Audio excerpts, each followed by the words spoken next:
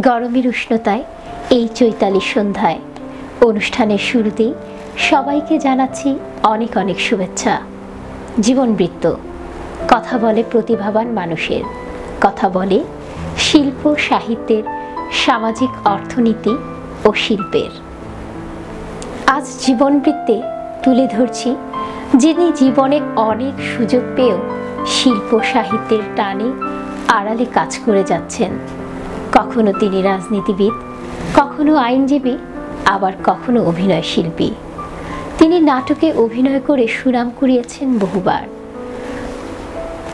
কখনো তিনি সংগঠক, যার কথা বলছি তিনি অ্যাডভোকেট মোহাম্মদ মোবারক হোসেন।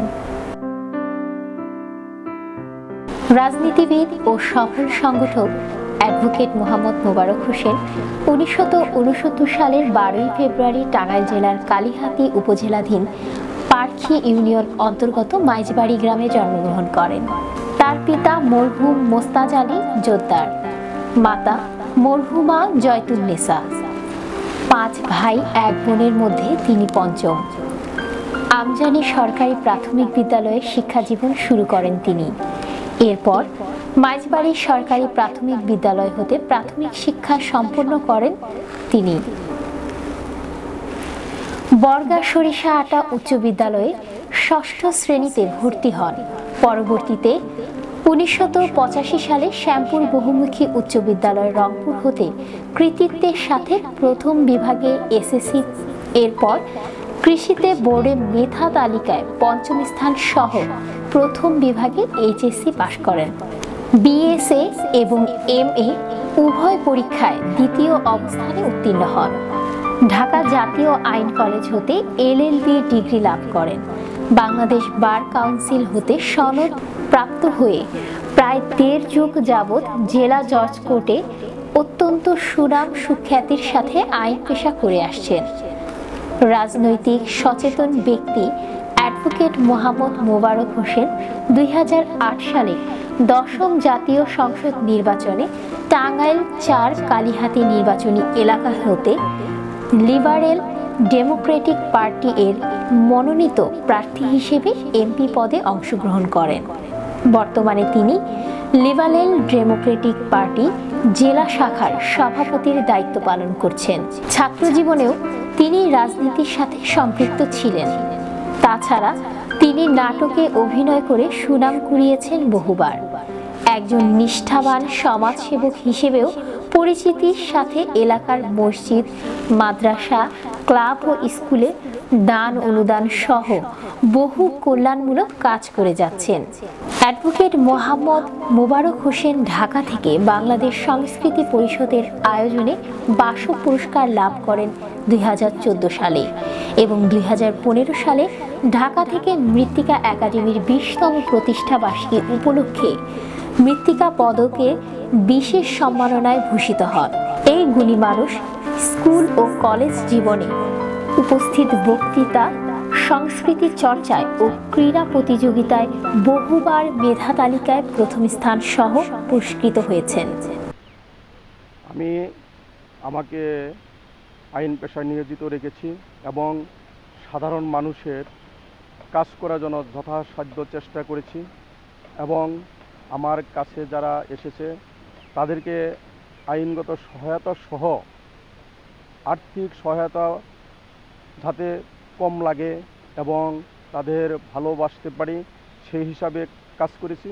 এজন্য মৃত্তিকা এবং বাসস সম্মাননা 2015 আমাকে প্রদান করেছে। এজন্য তার পৃষ্ঠপোষক এবং মৃত্তিকা প্রোডাকশনের রানা সাহেবকে আমার অনেক ধন্যবাদ এবং এই পুরস্কার পাওয়াতে আমি আমার নিজেকে অনেক গর্বিত মনে করেছি। তাকে মূল্যায়ন করেছেন ফারজানা আক্তার, মোবারক হোসেনের স্ত্রী, জনাব অ্যাডভোকেট মোহাম্মদ শফিকুল ইসলাম, জজ কোর্টের জেলা টাঙ্গাইল, জনাব মোহাম্মদ কাজী আখন্দ খালেক। আইনজীবী হিসেবে সে ভালো, স্বামী হিসেবেও সে ভালো, বাচ্চা কাচ্চা দেখার দিক দিয়েও সে ভালোই দেখশন করে, আমার কোনোই নেই আর কি। স্বামী হিসেবে সে খুবই ভালো, আমি সুখে আছি আর কি। সে সবার সাথে আর কি, আত্মীয় স্বজন সবার সাথে ভালো সম্পর্ক, গ্রামের সবার সাথে সুখে দুঃখে সে সবারই পাশে যে দাঁড়ায়, সবাইকে গরিব মানুষকে সাহায্য করে, এভাবেই সে ভালোভাবেই করতেছে আর কি। আমি দীর্ঘদিন যাবৎ আমার বাসা টাঙ্গাইল কোদালিয়া। আমি অনেকবার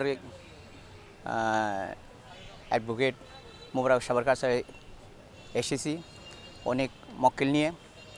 ওনার যে কাজকর্মগুলো আছে উনি খুব সিনসিয়ারলিভাবে কাজ করেন এবং নীতি নিয়ে সবসময় কাজ করেন।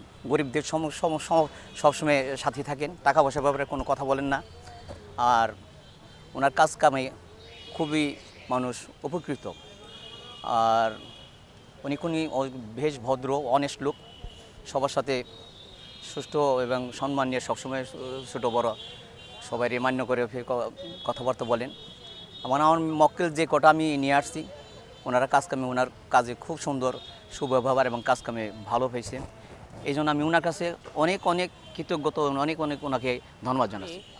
আইন বিষয়ে ডিগ্রি নেওয়ার পরেই বাংলাদেশ বার কাউন্সিলের নিয়ম অনুযায়ী একজন শিক্ষানবিশ হিসাবে কোনো একজন দক্ষ সিনিয়রের অধীনে থাকতে হয়। সেই দিক থেকে আমি চিন্তা করলাম যে আমাদের এই টাঙ্গাইলের কালিহাতির একজন সুনামধন্য অ্যাডভোকেট, আসলে যিনি একজন আইনজীবী হিসাবে এবং পলিটিক্যাল লিডার হিসাবেও যার রয়েছে অনেক খ্যাতি এবং অনেক সুনাম অর্জন উনি করেছেন, সেই চিন্তা থেকেই আমি আমার স্যারের কাছে আসি এবং তার তত্ত্বাবধানেই আমার ওকালতির আসলে প্র্যাকটিসের শুরুটা আমি তার থেকেই মানে হয় আর কি।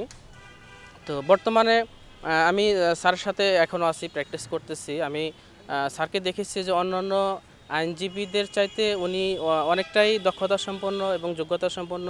আইন বিষয়ে তার যথেষ্ট মানে সবসময় ভালো মানে আইনি সহায়তা দেওয়ার চেষ্টা করেন এবং কি এলাকার বিশেষ করে আমাদের কালিহাতী অঞ্চলের মানুষের এবং টাঙ্গাইলের যে কোনো মানুষ আসলে স্যারের কাছে আইনি সহযোগিতা চাওয়ার পরে কোনো অর্থের কারণে ফিরে গেছে, আসলে এরকম কোনো ঘটনা আমি দেখিনি। যে উনি সবসময় চিন্তা করেছেন যে গরিব দুঃখী অবহেলিত এবং নির্যাতিত মানুষকে উনি ওনার সর্বান্তক আইনি সহযোগিতা দেওয়ার চেষ্টা সবসময় করেছেন। আমি আসলে এই বিষয়টা অন্যান্য আইনজীবীদের মধ্যে কখনোই দেখি নাই, যেটা আমি আমার স্যারকে দেখেছি আসলে প্রত্যক্ষভাবে। আর আমি আসলে স্যারকে কী বলবো, স্যারকে আমি আজকের এই প্রোগ্রাম থেকে অসংখ্য ধন্যবাদ জানাচ্ছি। আসলে স্যারের যে মানে কাজের আন্তরিকতা এবং আমাকেও উনি একজন শিক্ষানবিশ হিসাবে এই যথেষ্ট স্নেহ, ভালোবাসা এবং আন্তরিকভাবে আমাকে আইন বিষয়ে শিক্ষা দিচ্ছেন। এই জন্য স্যারকে আমি মানে ধন্যবাদ জানাচ্ছি। আর সেই সাথে আসলে আমার স্যার সম্পর্কে কী বলবো, আসলে যেহেতু স্যারের সাথে আছে, যে একটি কথা না বললেই নয়, কিছু বাস্তব বিষয়, সেটা হচ্ছে স্যার অত্যন্ত জনদরদী একজন মানুষ এবং তার মন মানসিকতা আসলে অসাধারণ। জীবনবৃত্তির এই প্রয়াস যদি আপনাদের ভালো লেগে থাকে তাহলেই আমাদের সার্থকতা। আজ এখানেই বিদায় নিচ্ছি, আগামীতে আবার দেখা হবে। খোদা হাফেজ।